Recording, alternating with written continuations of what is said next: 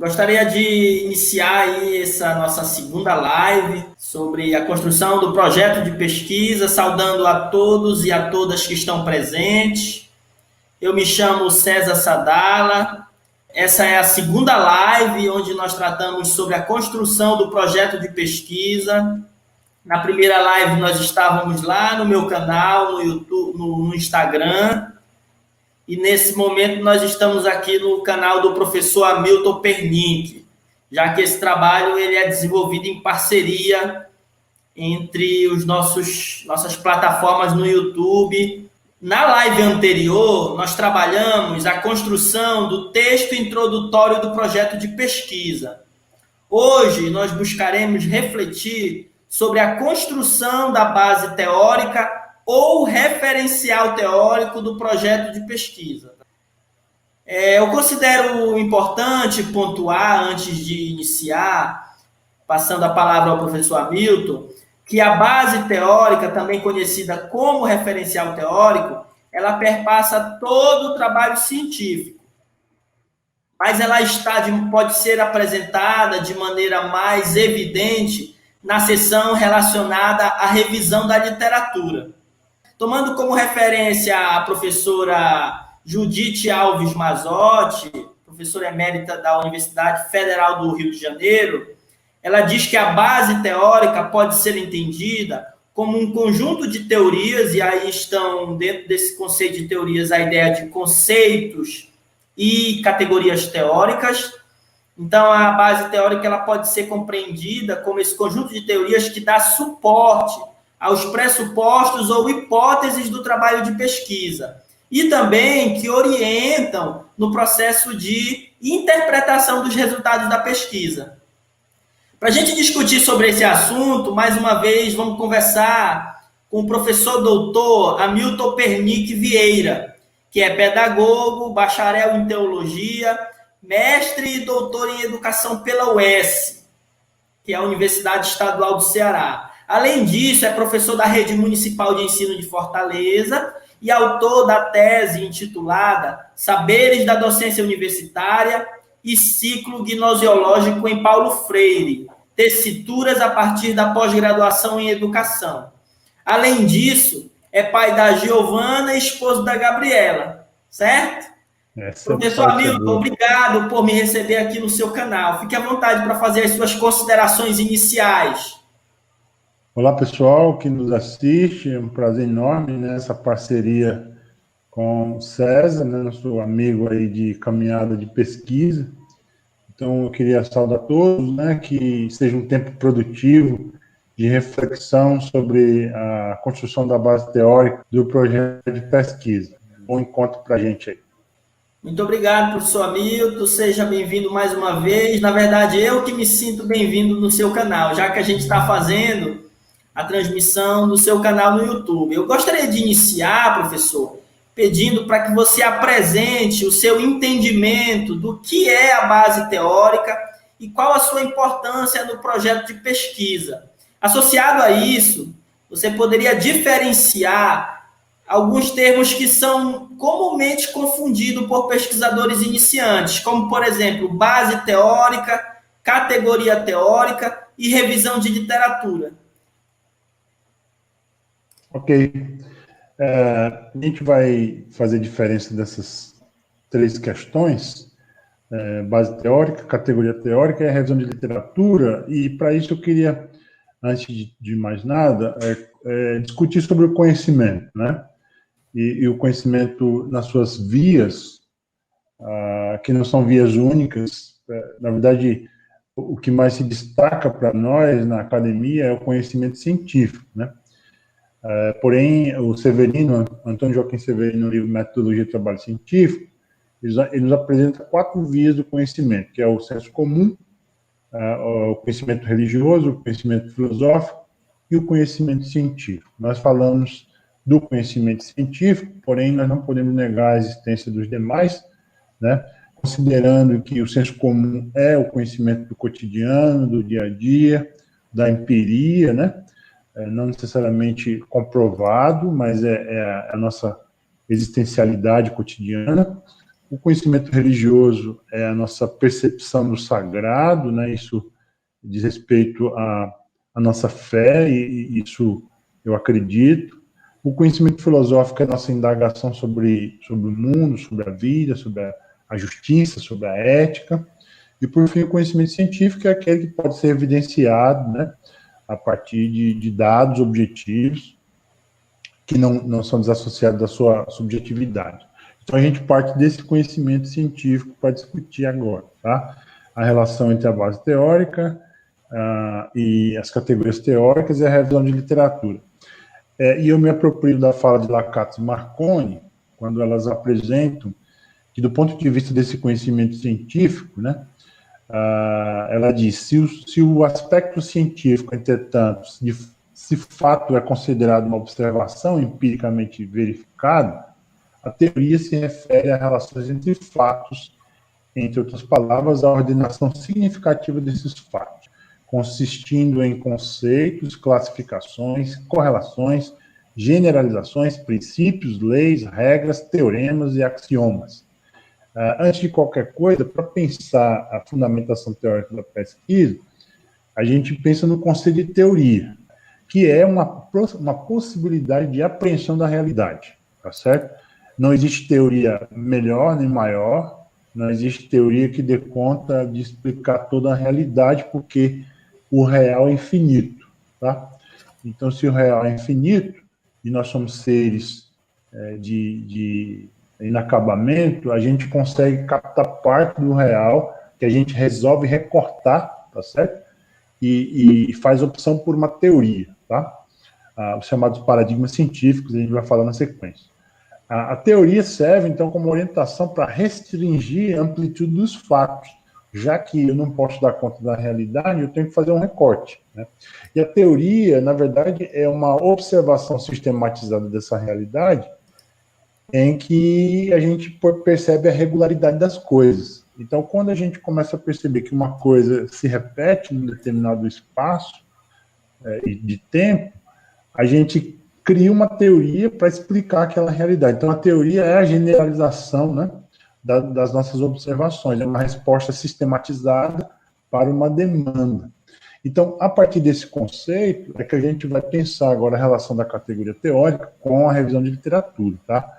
Então, as teorias científicas como possibilidade de generalizações de respostas a um determinado fenômeno se constituem de paradigmas, que basicamente a Alves Marzocchi sistematiza em três, né, que são os paradigmas positivistas, pós-positivistas, os paradigmas críticos e os paradigmas construtivistas, tá certo? Então, você vai fazer uma opção por um desses paradigmas como uma possibilidade de explicação da realidade, tá?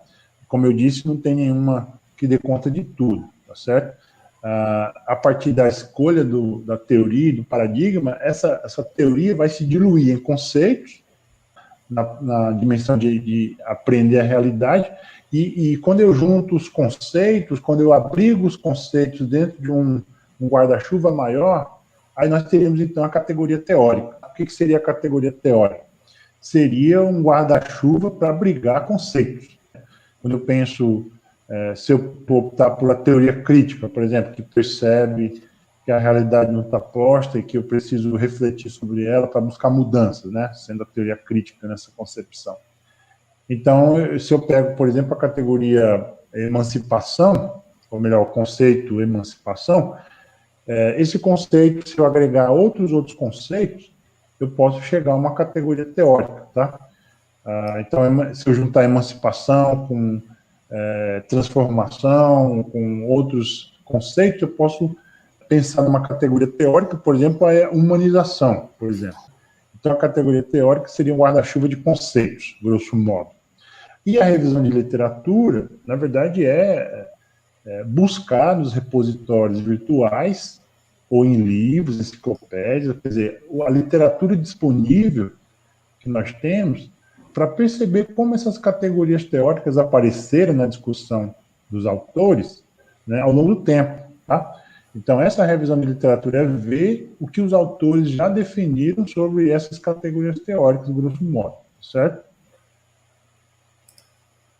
Tá certo, professor. Então, no caso, a sua concepção ela está convergindo com a ideia de Alves Mazotti mesmo, no sentido de que essa base teórica ela é o conjunto de teorias. Essas teorias, como você trouxe, estão colocadas em diferentes níveis de abstração, incluindo conceitos, incluindo categorias, que dão suporte a dois elementos, pelo menos, né? O processo de construção do problema, das hipóteses, dos pressupostos do trabalho, e, em uma segunda dimensão, dão suporte à interpretação da análise dos dados. Não é isso? Exato. E, como você traz, a revisão de literatura é uma forma, então, de, por meio de um processo de organização das fontes, de elencar essa minha base teórica que sustenta esse meu trabalho e que irá sustentar as minhas análises. No momento anterior, na live que nós realizamos lá no meu canal, você destacou a importância de estabelecer uma relação entre uma tétrade, né, que ela é constituída pelo tema, pelo problema, pelos objetivos e pelas categorias teóricas no projeto de pesquisa. Você poderia aprofundar um pouco mais essa questão, enfatizando o processo de construção da base teórica do projeto, professor Hamilton? E hoje, eu destaco que você agora, diferente da última live, nós temos aí o suporte dos slides, né? Então, isso é muito importante para ajudar o pessoal que está entrando aí no canal para acompanhar essa live. Então, vamos lá. Isso é importante perceber que toda opção no projeto de pesquisa, né, seja de monografia, de dissertação, tese, ou qualquer tipo de projeto, tudo que a gente faz é uma opção, né? E essa opção ela tem que ser justificada o tempo inteiro. Então, mas para fazer essa relação nessa tétrade que eu estou chamando, para a gente chegar nas categorias teóricas da pesquisa, eu estou me apropriando aí novamente do Lakats-Marconi, fundamento da metodologia científica, a relação que se estabelece de coerência entre o tema, o problema, os objetivos e as categorias teóricas. Então, vamos lá. O tema, grosso modo, é o assunto, talvez um pouco mais recortado, quando a gente coloca e delimita ele, né? Então, é importante a gente pensar num tema, num assunto que seja delimitado, e aí o título pode nos ajudar a fazer essa delimitação, né? Porque a pesquisa científica não pode dar conta de um mundo, como nós falamos, uma possibilidade de entender um real reportado para uma realidade da fase situada. Então, vamos pensar aqui um exemplo de um tema, né? Aqui do meu campo de estudo, formação de professores para a educação básica no município de Fortaleza, por exemplo. Opa, seja bem-vindo. Teve um problema na transmissão, professor? Você poderia retomar? Ok, sem problemas. Vamos lá. Retomemos aí, então, a relação tema, problema, objetivos e categorias teóricas. Então, como eu falava, o tema ele vai ser recortado pelo título, tá? Que é já um recorte. Como eu falava, não é possível você adentrar um objeto de pesquisa se ele não for delimitado, né? Quanto mais delimitação, mais profundidade. Quanto maior o tamanho desse objeto, menor a profundidade. Então, eu dava um exemplo aí de um tema, por exemplo, a formação de professores para a educação básica no município de Fortaleza, por exemplo, formação continuada, né? Professores no município de Fortaleza. Então, eu tenho aí o título, aí o problema seria uma pergunta para mobilizar esse tema. E é importante que esse problema de pesquisa ele seja adequado, ele não seja uma pergunta cuja resposta seja sim ou não, como eu falava na outra live, né? Então, é importante a formação de professores para a educação básica no município de Fortaleza. Essa é uma pergunta inadequada para a pesquisa, porque a resposta vai ser sim ou não. Então, o problema de pesquisa ele tem que estabelecer um processo de relações entre as categorias. Por exemplo, quais as relações entre a formação continuada de professores para a educação básica e a inserção profissional desses professores no município de Fortaleza, por exemplo. Então, o problema tem que ser uma questão objetiva que estabeleça relações entre variáveis. A partir do estabelecimento da pergunta, nós vamos declinar agora para os objetivos, que, no meu entendimento, o objetivo é a direção da pergunta. Então, os objetivos da pesquisa, eles direcionam a pergunta para um determinado fim. Isso vai ter implicações na seleção do material de pesquisa, isso vai influenciar os procedimentos de coleta de dados, isso vai influenciar também a análise dos dados. Então, nós comumente trabalhamos objetivos específicos e o geral, considerando o geral como horizonte maior da pesquisa, tá? Ambos começam com o verbo no infinitivo, é importante você utilizar verbos corretos, não utilize verbos genéricos, do tipo estudar, pesquisar, entender. Esses verbos não dizem nada para pesquisa. Então, verbos fortes, do tipo compreender, identificar, caracterizar, compreender, conhecer. Então, verbos, ora mais conceituais, ora mais procedimentais. Então, aí os objetivos da pesquisa, declinando o geral e os específicos compreendidos como um passo a passo para dar conta do geral, nós teremos, então, as categorias teóricas. Por exemplo, nesse exemplo que eu dei, formação continuada de professores para a educação básica no município de Fortaleza. Eu sublinho aí as palavras-chave que seriam as categorias teóricas.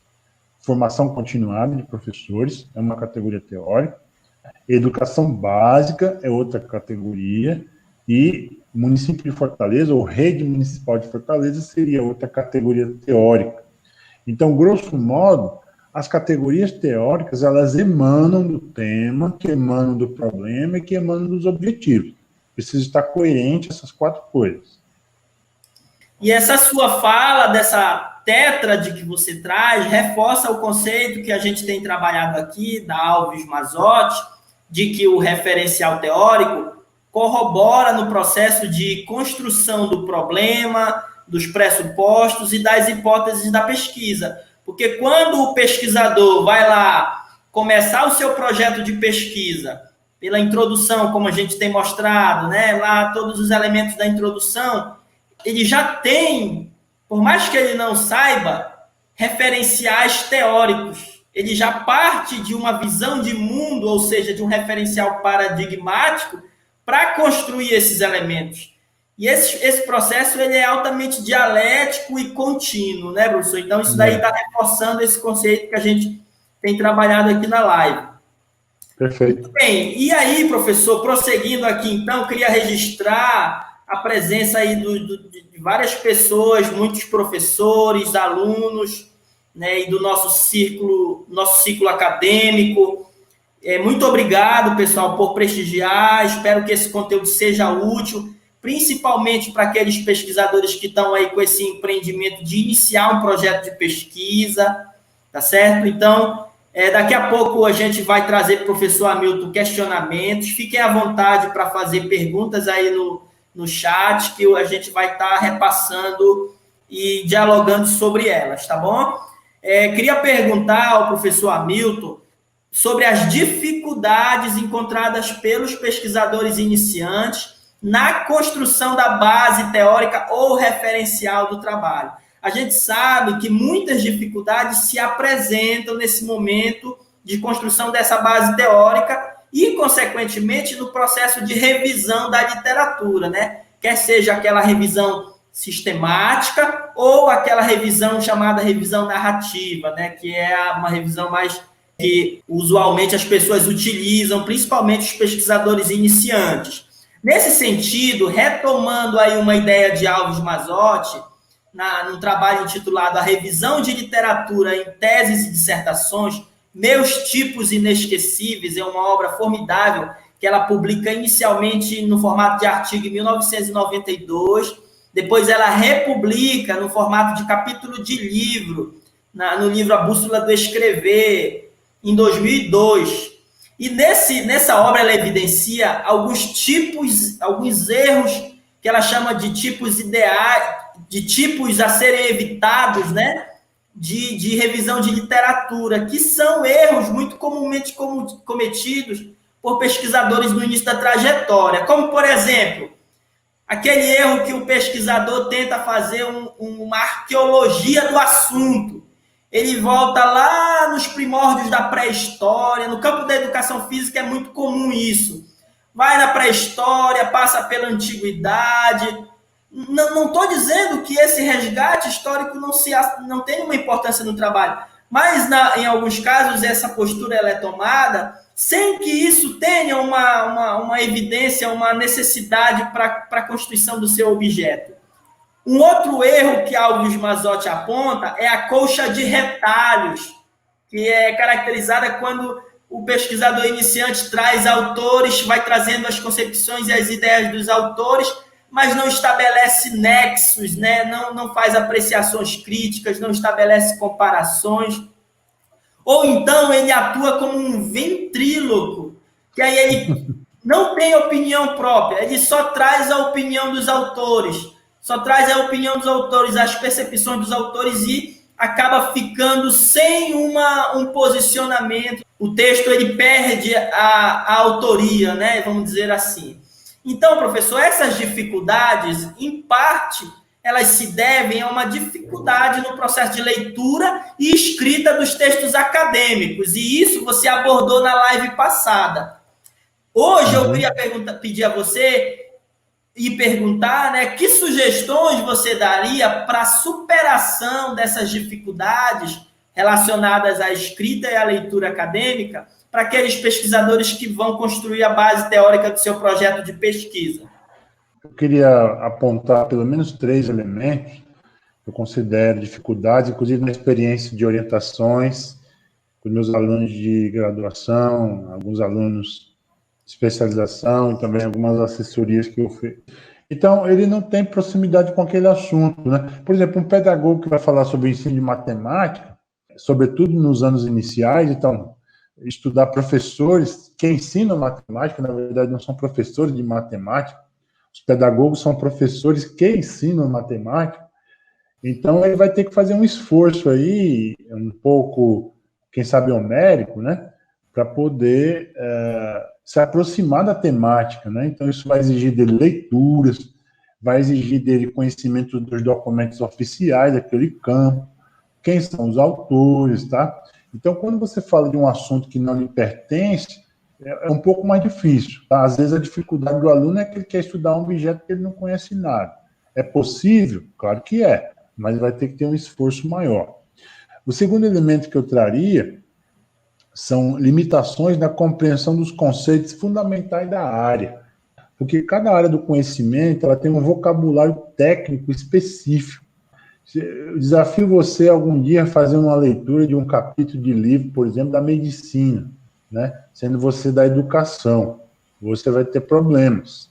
Como se o médico também lê os textos que a gente escreve no campo da educação, ele também vai ter problemas. Então, para aproximar isso daí, ele vai ter que dialogar com os autores que conceituam, né, esses termos, esses conceitos. O que é aprendizagem significativa, o que é ontologia, epistemologia, praxis, uma prática pedagógica assentada na praxis, são conceitos, são termos que a gente precisa saber se apropriar deles, tá certo? O terceiro elemento que eu pontuaria é a ausência de técnicas de produção textual científica. Isso me parece que é um problema da educação básica, que é a nossa dificuldade de escrita. Grosso modo, é a nossa dificuldade de escrita. O brasileiro lê pouco e, por consequência, escreve pouco. A nossa formação na educação básica ela não dá né, esse subsídio necessário a técnicas de produção textual científica. E, sobretudo, eu destacaria aqui 3 coisas nessa produção de texto, que é a coerência textual, a coesão textual e a paragrafação, tá? Quando eu falo de coerência, eu estou falando da dimensão vertical do texto. Tá? É o princípio da não contradição. Eu não posso dizer uma coisa e depois dizer aquela mesma coisa. Então, a pesquisa científica trabalha com padronização de conceitos. Então, o texto tem que ter coerência. A dimensão vertical. Na dimensão horizontal, é a coesão do texto em que as ideias precisam ter articulação, né? E os elementos coesivos, por exemplo, de adição, de contradição, de conclusão, esses elementos precisam ser compreendidos por nós para que o texto faça sentido e tenha progressividade, tá certo? Eles corroboram, eles ajudam para a progressividade do texto. E, por fim, a paragrafação. A construção dos parágrafos é um negócio fora de série, tá certo? Quando a gente vai escrever um texto, ou a gente escreve um blocão desse tamanho de texto, né, um parágrafo do tamanho da página, ou então a gente escreve um parágrafozinho pequeno, mas existe uma dimensão de parágrafo cuja construção em que o parágrafo seja um mini texto. Todo parágrafo tem uma introdução, tem um desenvolvimento, tem uma conclusão, tá certo? Então, grosso modo, a dificuldade do aluno é essa. Ele tem distanciamento com o campo de pesquisa, ele tem limitações na produção desse texto e dificuldade de expressar-se porque ele não consegue compreender o vocabulário técnico-científico da área. Então, para aproximar disso daí, ele vai ter que fazer um esforço. Excelente, eu peço desculpas a vocês, eu tive uma dificuldade com os slides, avancei, voltei, mas é que o computador por um momento aqui ficou lento, aí não exibiu a tela aqui, então eu acabei cometendo esse erro. Mas as contribuições aí do professor foram certamente pontuais para ajudar um pouco o pesquisador a superar essas dificuldades, né? Porque a verdade é que todos temos dificuldade, já que o processo de pesquisa em si, ele já é um desafio intelectual, né? Então, ele é um desafio intelectual. Então, coisas novas vão se apresentar, problemáticas vão emergir da realidade, ou então dos meus referenciais, e eu vou ter que dar um encaminhamento para isso, tendo como referência o rigor científico, né? Um rigor teórico-metodológico que é próprio do fazer ciência. Porque a gente não faz um trabalho acadêmico como a gente constrói um poema, como a gente faz um texto jornalístico, né? Então, a própria linguagem, ela é diferente. Dessa forma, professor, essas contribuições certamente são muito importantes para que os pesquisadores iniciantes aí consigam ter sucesso nesse empreendimento. E já chegando assim no processo de finalização, gostaria de pedir a você que apresentasse, então, caminhos, né, para a superação dessas dificuldades, e no sentido de constituir a base teórica da pesquisa, ou referencial teórico, ou como já a Janaína Paula destacou aí, ou fundamentação teórica, né, ou seja, os nomes vão ter diversos, mas a ideia é a mesma, né, o conjunto de teorias de suporte que dão suporte à construção dos problemas, que dão suporte à construção dos pressupostos ou hipóteses do trabalho, e também que orientam a interpretação dos dados da realidade, né? Por favor, professor, dê aí algumas recomendações de caminhos teórico-metodológicos para que o pesquisador iniciante possa construir essa base teórica. Ok, vamos lá.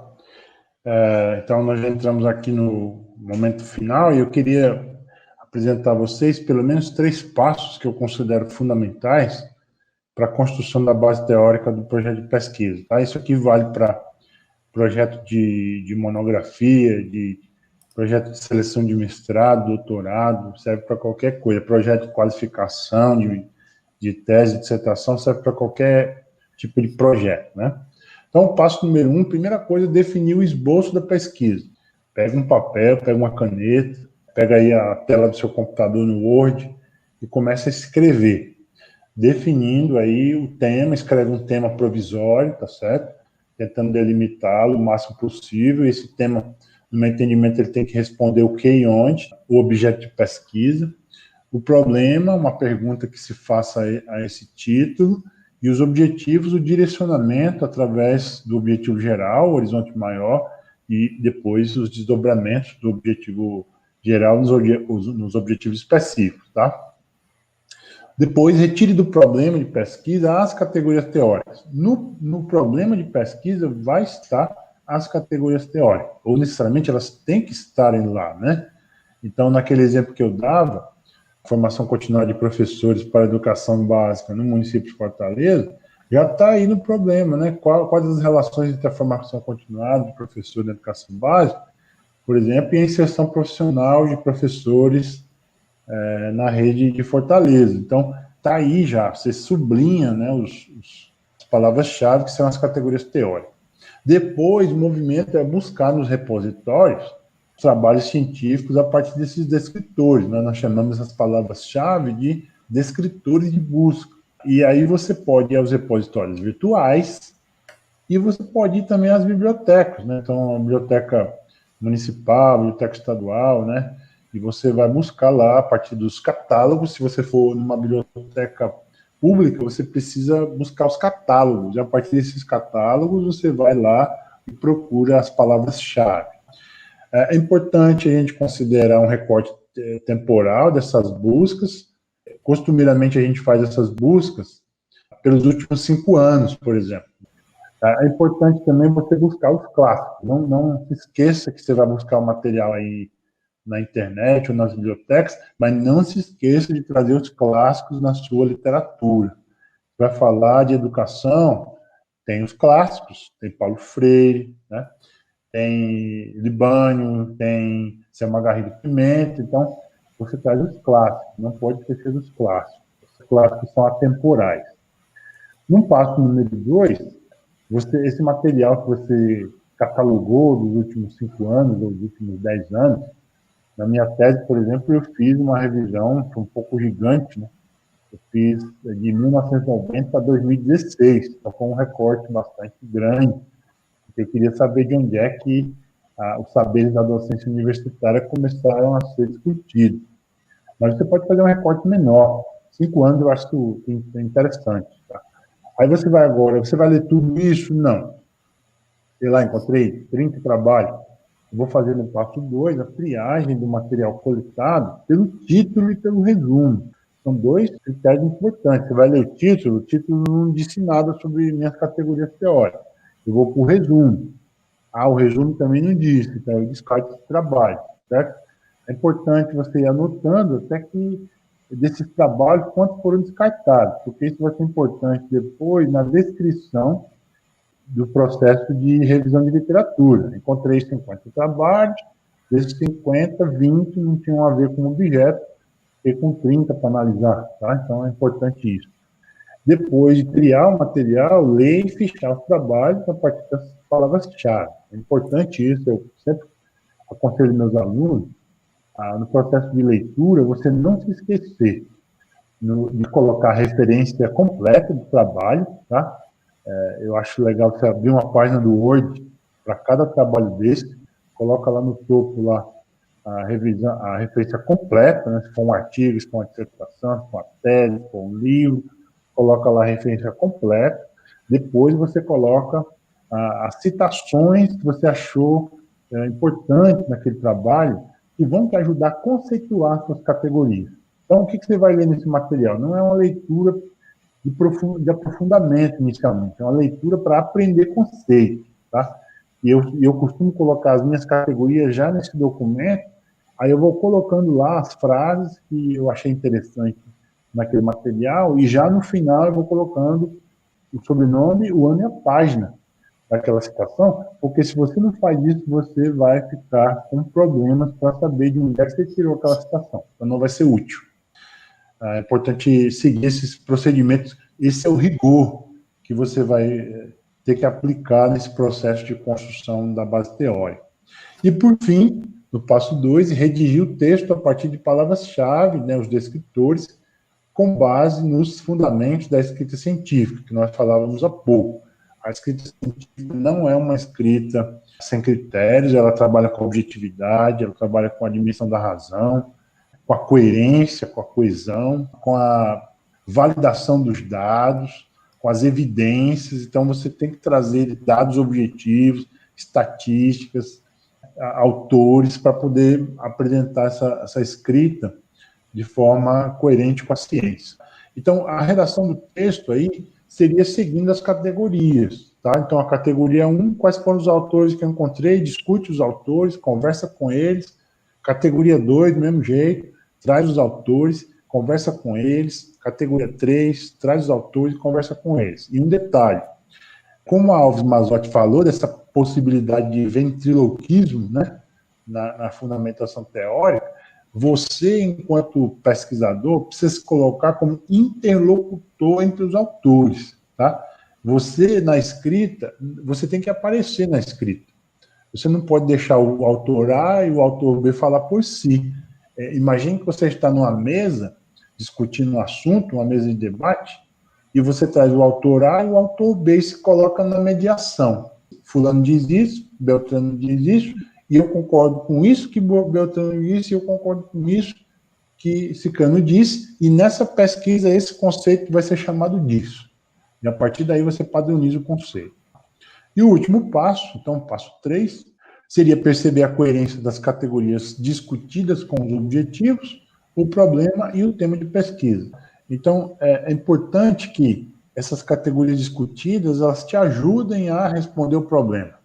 Então, veja só, como não é também um processo de arqueologia dos fundamentos da pesquisa, como disse Mazzotti, toda a opção teórico-metodológica é funcional, tá? Ela visa responder o problema de pesquisa. Se uma categoria, se um autor não vai te ajudar a responder seu problema, ele não precisa aparecer no texto, tá? Você guarda ele para uma outra pesquisa. Só vai para a fundamentação teórica os autores que vão te ajudar a discutir o problema, tá? E aí essas categorias teóricas, elas vão ser padronizadas. É importante você padronizar os conceitos. Se você está chamando de aprendizagem, o conceito que você quer trabalhar a relação ensino-aprendizagem, usa aprendizagem no trabalho inteiro. Você não pode usar de um momento aprendizagem, depois ensino-aprendizagem, depois processo ensino-aprendizagem. É importante a padronização dos conceitos, porque isso vai influenciar na análise dos dados. Segundo, fazer a revisão teórico-conceitual, e aí entra o papel do orientador, tá certo? Porque às vezes o aluno, quando ele vai escrevendo, ele dialoga conceitos que são antagônicos e ele coloca no mesmo naipe, né? Por exemplo, se você for falar de aprendizagem e colocar Vygotsky, por exemplo, e Piaget na mesma balança, não dá certo, porque são matrizes epistemológicas diferentes.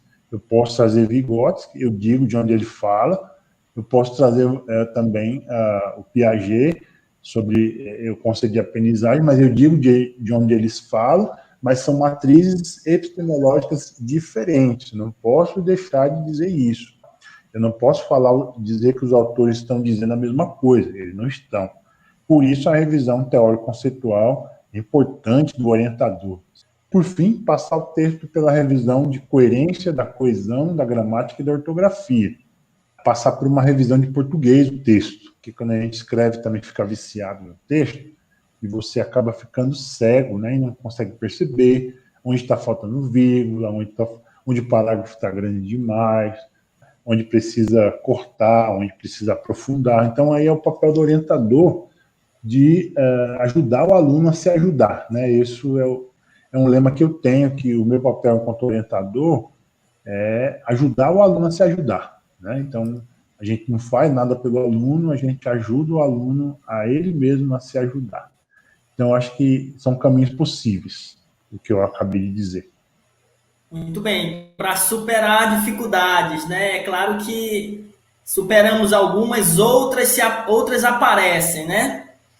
O professor Hamilton traz para a gente alguns passos, mas eu quero deixar claro aqui para todos que eu penso que não há um modelo rígido, né, professor Hamilton? São diretrizes, são recomendações, mas cada situação, muitas vezes, demanda elementos, posturas novas, que aí vai depender de um diálogo, né? Vai depender do referencial teórico que você adota, vai depender do diálogo com o seu orientador. E também destaco que o objetivo dessas lives é ajudar pesquisadores iniciantes. Por isso que a gente traz essa proposta de como iniciar o seu projeto de pesquisa, né? Anteriormente nós falamos sobre a introdução, os elementos da introdução, e agora nós trazemos a base teórica. O professor Hamilton aí, a partir da sua experiência e dos seus conhecimentos, apresenta esses elementos em um espaço dialógico aí, porque, de fato, a gente, ao construir pesquisa, a gente não constrói de maneira individual. E aí eu trago, professor Hamilton, as falas dos nossos participantes, dos nossos ouvintes, dos nossos internautas, que estão acompanhando. Primeiramente, agradecer essa presença de vocês. Gostaria de citar, né, nós temos poucas pessoas na live, mas essa live ela vai ficar guardada, e aí já respondendo, né, um anseio do Emanuel da Silva. Ela vai ficar tanto no canal do YouTube do professor Hamilton, que é por onde nós estamos transmitindo, quanto vai ficar no meu canal também no YouTube. Então, é um material para consulta posterior, isso é muito importante. Eu queria destacar e agradecer a presença da minha companheira Niliane Lima. Gostaria de agradecer a presença da Janaína Paula de Souza, do Marcos Bezerra. Me permitam, por favor, citar da nossa amiga lá do programa de pós-graduação, lá da Refise, lá do IFCE, e inúmeros outros contextos, a professora Samara Moura Barreto de Abreu. Seja bem-vinda, professora. Reginaldo Melo. Algumas pessoas eu não conheço, peço desculpas. Professor Hamilton, quiser destacar aí algum aluno, ex-aluno seu, fique à vontade. Tem aqui o J. Neto também, não sei se ainda está presente, mas passou aqui pela nossa live. Tem a Luciana Dantas, tem o professor Heraldo Maia, seja bem-vindo, professor Heraldo Maia, que também tem um canal no YouTube, também está trazendo muito conteúdo dentro do campo da educação física. Parabéns pelo trabalho, professor Heraldo. Temos aí a nossa colega do mestrado, professor Hamilton, a Mica Barbosa. Micaele, pronto, obrigado, professor Hamilton. Tá lá, nossa colega está lá no IFCE do Cedro, ensino de matemática, ela. Da matemática. Seja bem-vindo, professora Micaele. Temos aí um conterrâneo meu lá do Pará, professor Hamilton, o professor Luiz Alípio Gomes. Professor Luiz, que bom vê-lo. Ele destaca que hoje é crucial que os cientistas das áreas humanas e sociais tenham uma formação sólida nesses tempos sombrios, né? Então, aí a fala aí do professor, vou colocar aqui para vocês acompanharem. Aí temos também a Janaína destaca, existe alguma orientação quanto ao número de teóricos? Aí uma pergunta da Janaína. Relacionados ao tema escolhido para a fundamentação teórica. Professor Hamilton, vou passar para você fazer essa consideração, tá? Eu diria o seguinte, nem tanto, nem tão pouco, né? Porque vamos imaginar que você use um teórico para discutir cada categoria. No meu entendimento, é pobre, né? Mas 10 teóricos para cada categoria já é um exagero, né? Então, na verdade, a questão é funcional. Quais são os autores que vão me ajudar a compreender essa categoria e de que forma elas vão estar relacionadas à análise dos dados. Porque quando eu faço a opção pelos autores na fundamentação teórica, já estou fazendo a opção pela análise dos dados, a despeito de não ter escolhido o caminho de análise. Eu costumo trabalhar com meus alunos de graduação e de especialização, 3 autores para cada categoria. Eu acho que para monografia está de bom tamanho. Até para uma dissertação, a tese, quem sabe, são autores cruciais, e, no meu entendimento, os autores que eu vou utilizar para fundamentar essas categorias, se eles vêm da revisão de literatura, eles serão autores cruciais, tá? Eles serão autores matriciais, eu diria. Então, quando você faz a revisão de literatura, vai aparecer para você quais são os autores fundamentais daquela categoria, tá certo? Então, não tem número, né? Como eu disse, o princípio é do equilíbrio.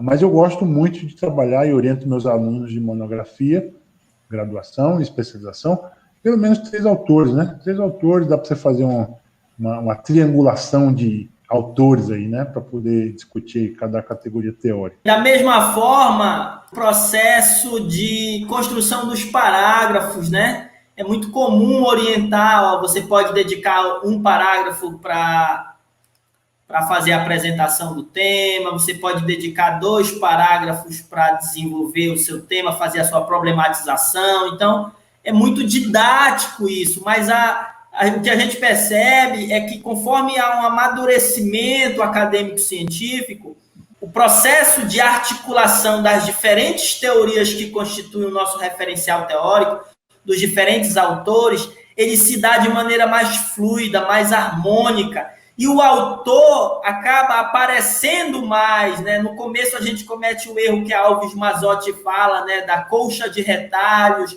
do ventriloquismo acadêmico, do ventriloquismo da escrita, né? A gente cita muito só os autores, mas conforme vai vindo o amadurecimento acadêmico, você começa a aparecer mais no texto. E esse é realmente o diferencial, muitas vezes, que define a originalidade de um trabalho, né? É a visão nova que o autor traz para determinado assunto. Muitas vezes aquele assunto ele não é tão recente, mas a visão é nova. Então é muito importante considerar aí essa sugestão, mas entender que tudo pode ser relativizado na prática de pesquisa. A professora Samara, ela destaca também a recomendação da Bússola do Escrever, que além do texto da Alves Mazzotti, traz outros textos, né, relacionados à escrita científica, à metodologia. Pelo amor de Deus. E ela traz uma questão, professor Hamilton. Como maturidade teórica, se torna necessário um aprofundamento histórico conceitual para todas as categorias teóricas eleitas, né? Sendo como uma categoria vai evoluindo ao longo do tempo, por exemplo, né? Então, ela questiona se é importante esse aprofundamento histórico conceitual. Professor Hamilton. Ok. Samara, grande abraço a Samara, querida aí do programa de pós-graduação. O aprofundamento histórico de um conceito, no meu entendimento, ele é fundamental, tá certo? Eu gosto muito de, quando eu vou discutir inicialmente o conceito, eu começo pela etimologia da palavra. Então, buscar a raiz daquela palavra, se é uma raiz grega, se é uma raiz latina. Então, eu vou para um aprofundamento, primeiro uma dimensão etimológica, depois eu vou para a dimensão histórica do conceito, tá certo? Por exemplo, se eu for discutir o conceito de aprendizagem, do latim aprendere, que significa segurar, tá certo? Então, eu vou discutindo que, a partir desse conceito etimológico, aprender é captar, é segurar um conhecimento. Então, aí, quando eu saio do etimológico, aí eu vou para o histórico. Então, quais são os autores que historicamente pontuam, né? Quando eu falo de aprendizagem, por exemplo, não tem nenhum marco temporal, né? Desde que o homem se faz homem, ele se coloca na dimensão de aprender. Mas, por exemplo, se você pega um conceito mais específico, por exemplo, a epistemologia, por exemplo, data de um dicionário francês dos anos 70. Então, o conceito de etimologia, esse dicionário chama-se Lalande. Então, a enciclopédia de Lalande dos anos 70, essa enciclopédia francesa, começa a discutir onde pela primeira vez apareceu o conceito de epistemologia. Então, aí eu vou, historicamente, até chegar nos nossos dias, mas, assim, essa viagem, ela não pode ser muito longa, porque, senão, o texto se transforma num texto em que você perdeu o foco do conceito e agora a questão, o panorama virou o seu conceito. Eu gosto muito do Humberto Eco, aquele livro Como se faz uma tese, ele diz o seguinte, que é importante trazer a panorâmica da tese ou do conceito, mas o panorama não pode virar o conceito, tá certo? Então, muito cuidado. Aí é o princípio do equilíbrio. Não tem nem tanto, nem tão pouco. Eu vou fazer esse movimento etimológico, esse movimento histórico, mas dadas as proporções necessárias só para situar. Eu não posso fazer essa viagem histórica, o conceito. Não sei se a Samara me compreendeu e os demais ouvintes também. Tudo é funcional na pesquisa, tá certo? Nada na pesquisa pode ser falado nem de mais e nem de menos. Depende do tamanho do objeto, depende do meu objetivo de pesquisa. Temos também aqui o Emanuel da Silva, eu já destaquei, o Reginaldo Melo, enfim, aí são as pessoas que passaram aqui ou ainda estão aí também acompanhando a nossa live. Muito obrigado por vocês permanecerem conosco, a Samara dando um feedback aí.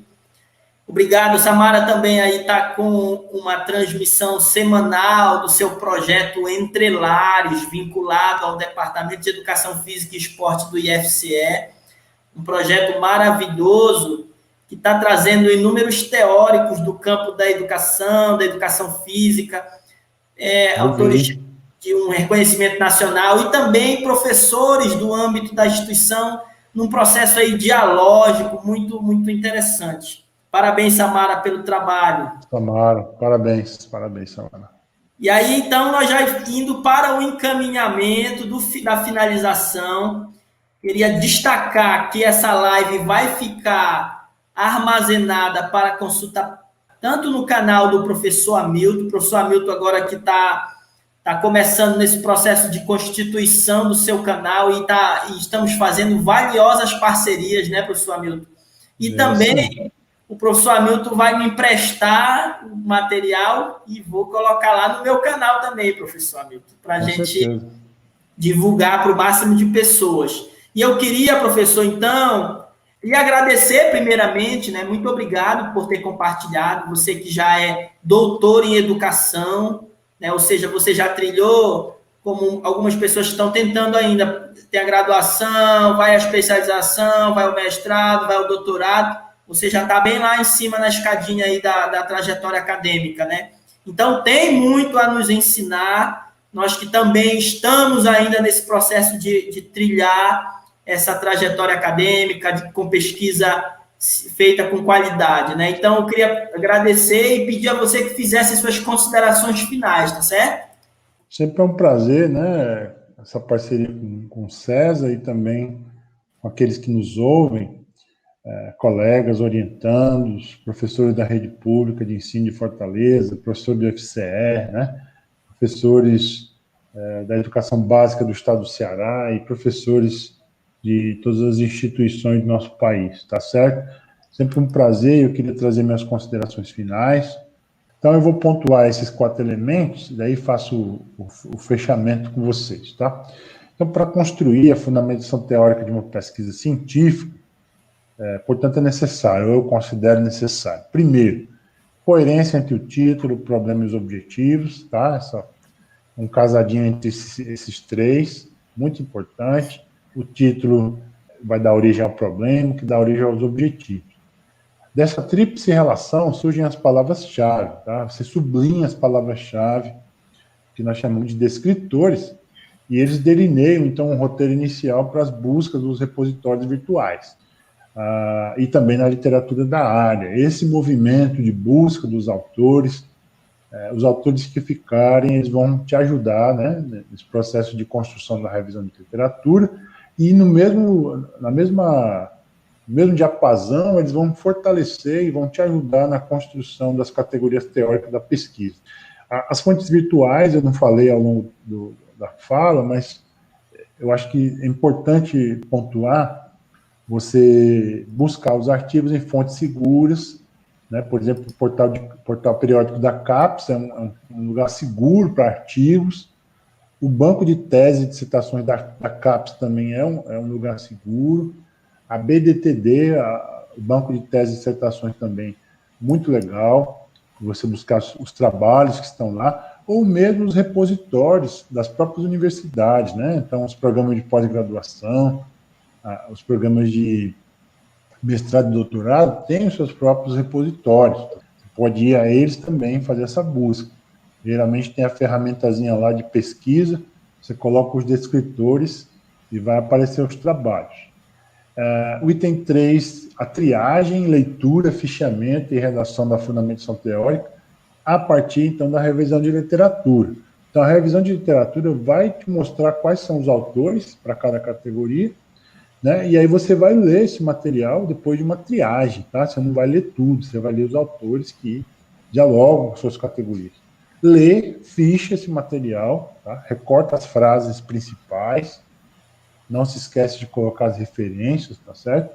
E aí constitui, então, o texto da fundamentação teórica da pesquisa a partir da revisão de literatura, considerando os princípios da escrita científica, né? Eu acho que ainda vamos fazer ainda uma live só sobre a escrita científica, porque é uma coisa muito séria, tá? Que a gente encontra, inclusive no doutorado, eu já li textos de alunos que não tinham princípios da escrita científica, né? O princípio da objetividade, o princípio da coesão, da coerência conceitual, tá? A argumentação nos parágrafos, né, de maneira equilibrada e assim por diante. E, por fim, a revisão teórico-conceitual e da língua portuguesa. Aí você vai pedir, se você está fazendo um curso de especialização, seu orientador vai ler.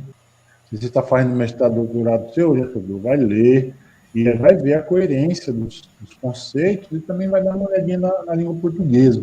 A gente, às vezes, acaba cometendo alguns vícios de linguagem, palavras repetidas, e isso vai ter que passar por uma revisão. Então, acho que isso é importante. No mais, desafio a todos a continuarem estudando, né?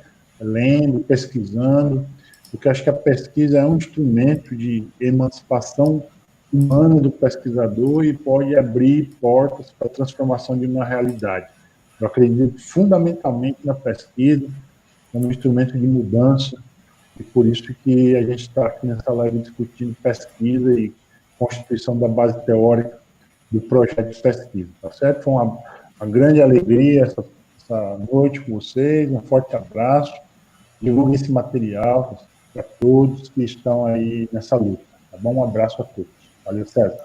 Também fiquei muito satisfeito de estar aqui fazendo essa mediação. É um diálogo importante que a gente tem tentado trazer nos nossos canais.